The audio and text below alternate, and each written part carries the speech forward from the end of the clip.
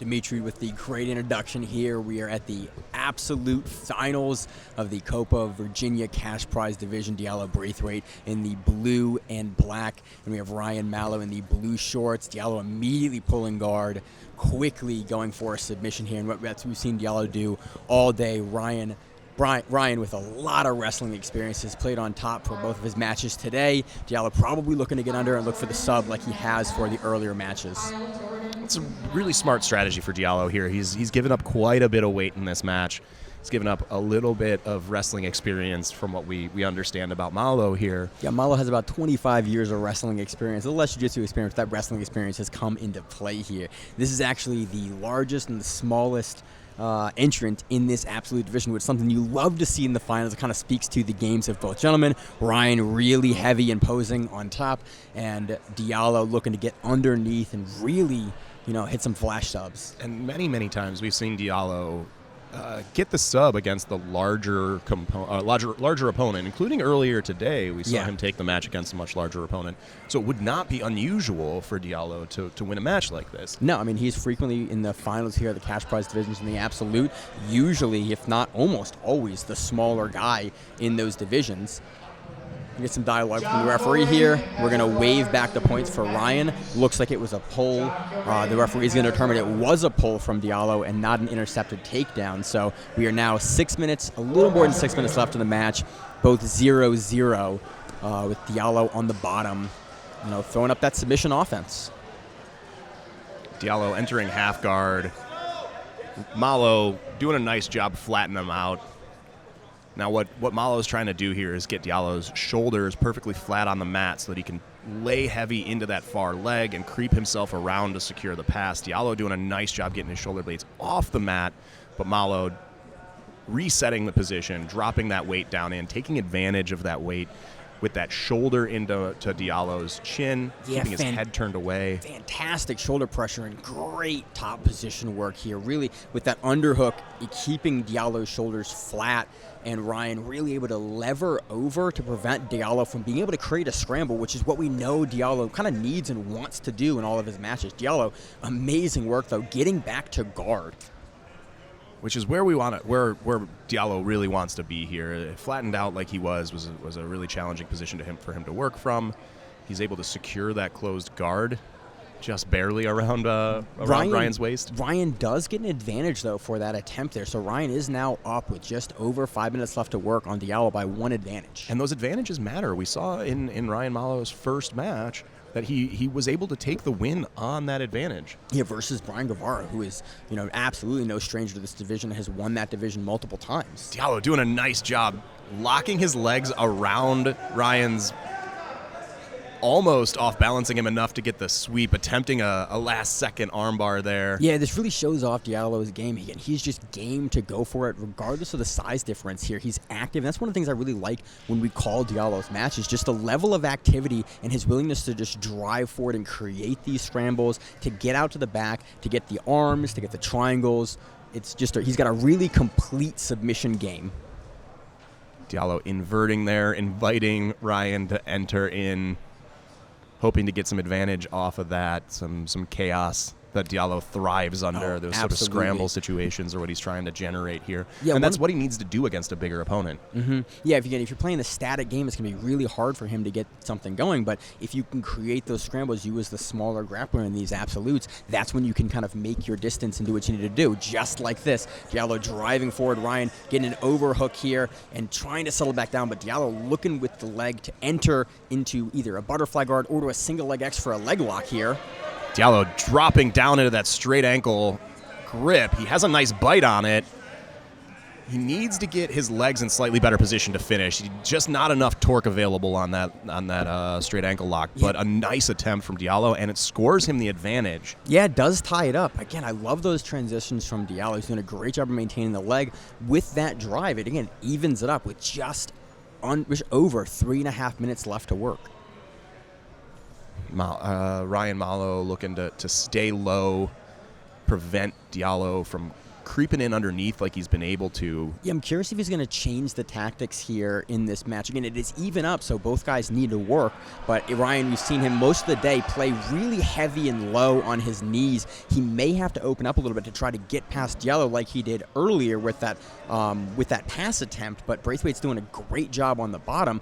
Every time that Ryan starts to get over his knees, Diallo's able to get almost behind him, get his legs free, and start to create the scrambles that he's looking really good at. Ryan doing a nice job dropping his shoulders into Diallo's hips. Diallo clears that, invites the stand-up from Ryan. Yeah, I love that Diallo, even though Ryan has the weight advantage and has probably the wrestling experience advantage here, we're still seeing Diallo look to drive up and looking to move forward into the takedowns. And when we saw him generate that submission attempt, that close advantage, generating ankle lock there, it came off of him coming up. He wasn't really looking like he was going to get the takedown off of it. Didn't look like he was going to get the sweep off of it, but it created enough momentum that he was able to secure the submission attempt. And it created enough space for him to start working. Ryan with a really, really nice pass to the side here. Flattens Diallo again in that same position, potentially looking for the head and arm, but Diallo's doing a great job keeping the elbow inside and getting back to his guard there and preventing the pass from Ryan Malo. Ryan Malo is going to get an advantage for that attempt again, though. Excellent guard retention, but the attempt is there and the advantage is there for it. This puts Ryan up 2 advantages to Diallo's 1 advantage with just about 1 minute and 30 seconds left on the clock. Diallo really needs to make some action happen to either get that second advantage to tie things up or finish with a submission here. Look for the Granby roll under. Diallo back to the feet, driving over. Ryan with a nice kind of sideways sprawl to get back to his knees and prevent Diallo from being able to take him over. Beautiful activity from Diallo, though. Trying to come up to wrestle against a bigger opponent alone is brave and impressive from him. Yeah, very, very hard to do. But again, Diallo is game. That's one thing we've seen from him time and time again at Copa, Virginia. A nice bite on that single from Diallo. Ryan dropping that weight down, extending his leg back. Nice sprawl from him, trying to maintain that position. Diallo doing a nice job squirming out from underneath. Shoots again. Love the aggression from Diallo here. Ryan in transition, looks for the back, but Diallo coming up. Very, very nice. Into the chairs. We roll him through. Referee is going to call time as we move off the mat. I'm very curious with 30 seconds left where we're going to reset him. Beautiful exchange from both these athletes. We go back to the feet. 30 seconds left. Ryan Malo up 1 advantage against Diallo Braithwaite. Diallo fakes a shot, tries to come up over top. Ryan doing a nice job keeping defensive and out. However, Diallo gets a really nice bite on that leg, starts climbing up. Yeah, really nice, and Ryan coming across the back, looking to settle him down, but Diallo driving forward. 10 seconds left. We're going to even it up. 2-2 advantages with Diallo driving for this single leg. Ryan looking to collect and keep him on the mat. We have 3 seconds left, and the referee is going to call for time. Wow, really nice work from Diallo there, scoring that last advantage to tie things up. Yeah, very, very close.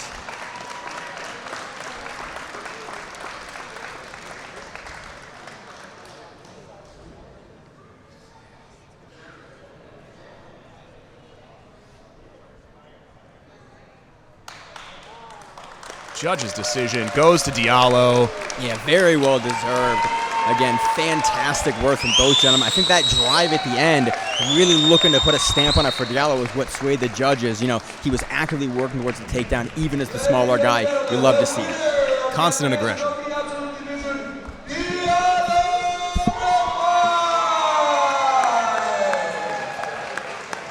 How you doing? We are here with Diallo Braithwaite. Diallo taking the cash prize division here at Copa, Virginia. How you feeling right now?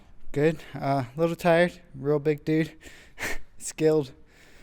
You took on, you were again one of the smaller guys that enters the absolute. You've done these divisions for a number of years now. This is the first time you're winning. What did you specifically change coming into this cash prize division here at Copa, Virginia that allowed you to take the victory? Definitely a focus on points. It's not something I normally do. I'm always looking for a finish. And then doing 4 competitions in a row obviously helps me focus on that a little bit more. You've been staying really active since going to ADCC trials, and you said 4 competitions in a row. You've competed every single weekend since that. What do you have lined up? What do you have coming up next? Looking to do another 500 cash division, or looking to go do the Finishers Open, or I might just take a needed break before Nogi Worlds.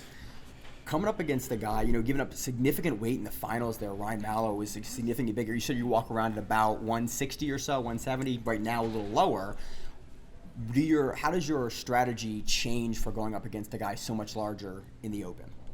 Definitely looking to tire them out, and looking to do as many things as I can, but never try and commit to anything, nothing that I can't pull out of, and then typically trying to catch him off guard with the wrestling, assuming, little guy won't shoot on a bigger one.